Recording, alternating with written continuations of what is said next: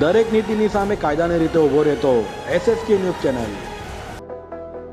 સુરત જિલ્લા road safety કાઉન્સિલની બેઠક નિવાસી અધિક કલેક્ટર વિજય રબારીના અધ્યક્ષસ્થાને મળી હતી, જેમાં વાહનને લઈને શાળાએ આવતા સગીર વિદ્યાર્થીઓ સામે પોલીસ સ્કૂલ છૂટતા સમયે શાળાઓની બહાર ઊભા રહી દંડનીય કાર્યવાહી કરશે તેમ જણાવાયું હતું।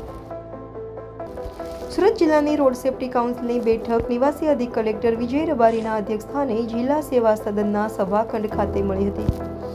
જિલ્લામાં થતા રોડ અકસ્માતોને ટાળવા માટે જરૂરી પગલાં, રોડ એક્સિડન્ટમાં મૃત્યુ કે ઈજાના આંકડાઓનું અવલોકન, વિવિધ સ્થળોએ માર્ગ સલામતી અને ટ્રાફિક નિયમો અંગે જાગૃત ડ્રાઈવ, જીવલેણ માર્ગ અકસ્માતોને નિવારવા, કેચ બેરિયર્સ લગાવવા અને ફૂટ ઓવરબ્રિજની સુવિધા માટેના સ્થળો આઈડેન્ટિફાઈ કરવા, ટ્રાફિક નિયમના ભંગ સામે કાર્યવાહી જેવા મુદ્દાઓની નિવાસી કલેક્ટરે સમીક્ષા કરી હતી।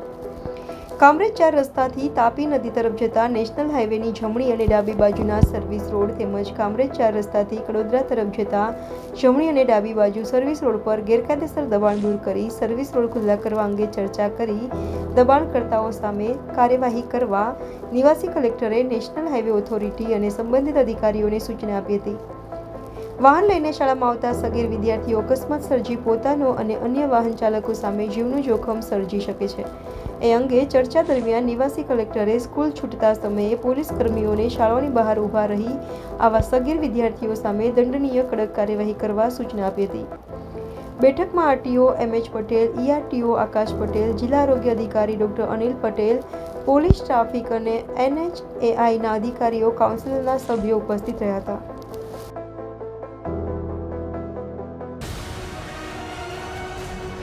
દરેક નીતિની સામે કાયદાની રીતે ઊભો રહેતો SSK ન્યૂઝ ચેનલ।